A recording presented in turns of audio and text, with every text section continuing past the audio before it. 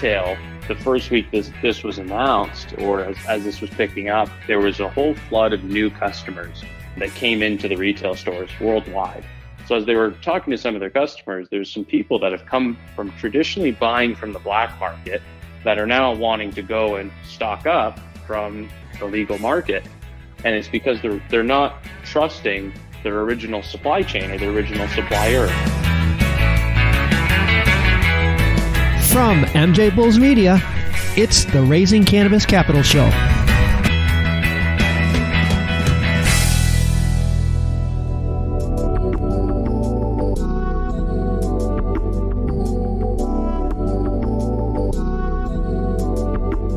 Today on Raising Cannabis Capital, we are joined by Michael Kiehn, the Vice President of 365 Cannabis. Michael, welcome to the show. Thanks for having me. I appreciate you taking time out to speak with us today. With all the economic doom and gloom, it's super encouraging to speak with a cannabis company whose business is doing well. And, I don't know if it has as much to do with the crisis or just that you have such a solid company. 365 Cannabis is a global enterprise resource planning software with Microsoft-based technology. And before we begin, because I know I'm going to get emails on this if we don't do this, before we begin, can you explain to our listeners what an enterprise resource planning or ERP software is? Yeah, absolutely. So ERP is, as you mentioned, enterprise resource planning. So it touches everything from financials, inventory, cultivation, production, distribution, and retail. It's essentially every system that your business needs to run all in one. Most cannabis companies would be probably familiar with the term seed to sale or traceability software. Mm-hmm. That's an element of what we do. But if you look at the major manufacturers around the world, the food and beverage, pharmaceuticals, they all use ERP to help track their supply chain. So we're essentially an augmented, empowered version of seed to sale with financials involved. Okay. So in other words, it would connect to if I was using Quicken for my accounting and I was using BioTrack for my seed to sale software, it would connect to those and I work with both of those from one interface versus toggling back and forth between the two. Yeah, exactly. It could actually help replace those and put you on one Microsoft platform. Exactly. Okay. And I also saw that you work with a lot of third-party softwares like LeafLink or Weedmap and can connect with those companies as well. Yeah, and that's really where we've leaned to find the kind of the best of breed software out there. We're not trying to go and take every segment of the market. We always describe ERP as the plumbing of the house, but we know that we're not going to go and do all the interior design and everything else. We partner with the other companies that do those pieces really well. We're the unsexy software that sits behind the scenes. The plumbers. That's great. Well, the crisis is forcing companies to manage their operations differently. And I see the advantages to having 365 Cannabis ERP software in just about every operation. Is that one of the things that's really sort of caught fire right now because people have to work remotely, that they're relying more and more on your software? Yeah, that's one of the biggest immediate drivers was because everybody's now working from home. Everyone's asking for something that's based in the cloud. They're not needing to, or in some states and even in Canada, mandatory work from home, and they're not able to go into facilities. But that was initially the big push to get people to look at ERP. What came after that was actually even more interesting, which was everybody wanted to make decisions, right? You're seeing these major companies laying off big portions of their business, and it happened within a day. And it's all because they had data to go off of. They knew likely what was going to happen and the impacts on their business. And unfortunately, without the right systems, a lot of our cannabis companies in our industry was making decisions off of what they felt was going to happen. Understanding what that data means to their business is kind of now the new initiative of what everyone's trying to get to.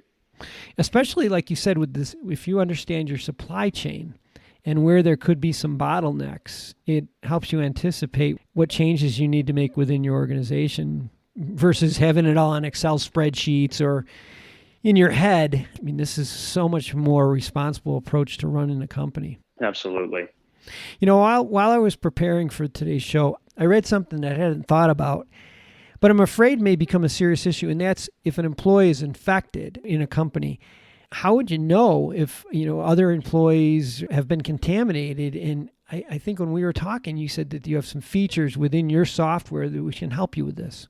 Yeah, we do. And it's come up a couple of times. And essentially what ERP allows you to do is track down to get to the exact quantity, price, who touched the specific product. It's what most of probably the listeners know as seed to sale, and the traceability the state or the Health Canada requires you to look at. But this now allows you as an individual to go and say, which of my employees are most productive? And still, it's used as a great tool to do incentive-based pay to say, my trimmer Jill does 5 grams more per hour than the average, so let's incentivize her. Mm-hmm. That now is being repurposed to go and very carefully look at if an employee calls out sick, the worst case scenario were to happen and they get infected, you can actually go and look and say, which batches and lots did Jill specifically work on? Because she has her own unique ID within 365 Cannabis. Okay. So we don't know necessarily yet how a government might handle a recall or any forced closings, but this at least gives you the data to go and say, we can take care of it. We can isolate it. Man, that would be so helpful. I mean, it gives a peace of mind to the owner of the company. And I think it also gives peace of mind to consumers. And again, when we were talking earlier, you had a great story for me about consumer confidence. Yeah, so we've seen some interesting changes and feedback from our customers. We try to stay close with them to figure out what's going on in their business. And retail, as this was picking up, there was a whole flood of new customers that came into the retail stores worldwide. And a lot of them actually came from the black market. The first day, these retailers are going, we'll take anyone who's coming in the door. And then they're trying to understand what's the trend. So as they were talking to some of their customers, there's some people that have come from traditionally buying from the black market that are now wanting to go and stock up from the legal market. And it's because they're not trusting their original supply chain or their original supplier. So rather than going and buying something from someone that you really don't know in packaging that isn't either childproof or that hasn't been tested, people are now looking at this as a safe place to go and shop. The other things that came from it was there's a lot of companies that actually aren't drug testing because they either don't have the capacity, and the medical system is obviously over capacity. So people that are originally not able to because they're not able to consume for their work, they're not going to be tested. So it allows people to go and experiment with things like CBD. Yeah, without the fear of losing their job. Oh my gosh, a couple of unintended consequences is actually positive unintended consequences. I want to take a short break to play you a preview of our next episode and to thank our sponsors.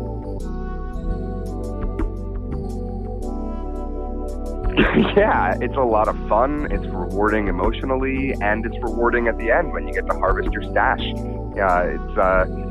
It's really nice when you finally harvest, you dry your buds, you've got these beautiful homegrown buds that you can smoke and share with your friends, and it's just your own house label that you can be really proud of. Tune in on Thursday to hear Jason Levin from A Pot for Pot. And now let's get back to today's show. Jumping ahead, you've clearly had a big demand for your services or your software. How are you managing the demand? Do you intend to be raising capital in the future to, help you take advantage of this newfound growth? Yeah, really good question. For the first part of that question, one of the things we're seeing on retail is in certain states like Nevada, you're only allowed to either do online orders or pick up in store. So some dispensaries, oddly enough, here actually have a drive-through, which is a unique advantage in this time. But other customers who didn't do online orders before and really focused on the customer interaction in store are now scrambling to go and say, we need an e-commerce solution. We need to be able to show people the products that we have on hand, what they do, give them enough of an education, but really it's we want to keep selling to keep the lights on. So we're trying to focus on areas like that, which most retailers call it click and collect. We call it unified commerce, but it's allowing your customer to shop in any aspect that they want. And right now, legally, that's all you can do. So anywhere we can, we're focusing on our efforts to help our customers and prioritize getting the minimal viable product out to each person to then continue to scale and keep their businesses going. Mm-hmm. Yeah, it makes a lot of sense. It makes a lot of sense to focus on the things that are really, really pressing right now. Like I said, you're going to need a lot of developers to add all these extra features and to grow this company, taking advantage of the changes that the virus is going to create. And that puts you in a position maybe to raise some capital?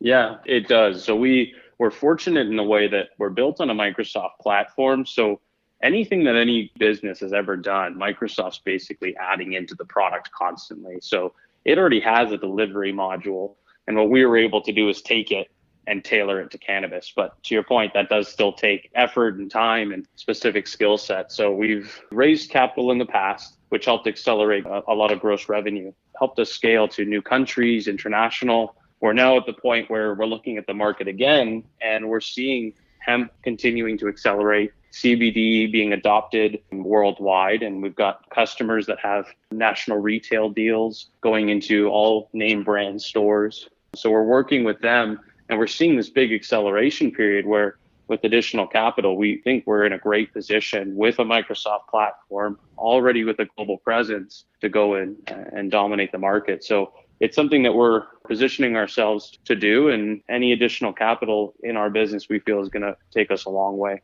Well, definitely when you start the raise, we definitely will need to let us know so we can get you back on the show. And I'm going to have all of Michael's and 365's contact information in the show notes and at MJBulls.com. So keep track of this opportunity, because another great company that's, as we say, sort of thriving during the crisis. Michael, thank you for being on the show today. Thank you so much. I appreciate it.